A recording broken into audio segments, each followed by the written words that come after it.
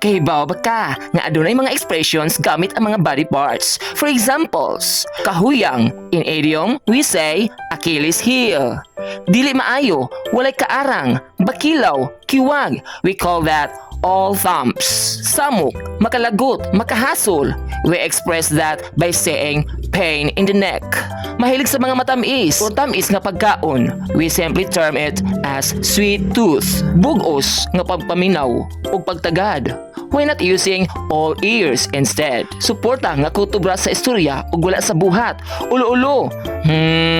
Obviously, it's lip service. Dili makigalaon, tinuyuan nga paglikay o pagbaliwala. That happens when someone gives you a cold shoulder. Ipabuhagay, ipagawas ang gibati.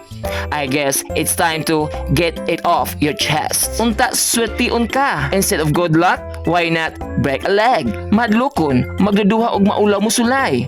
That manifests when someone got cold feet. Mas dali makasabot kay nasudlan ang imong utok. Word power!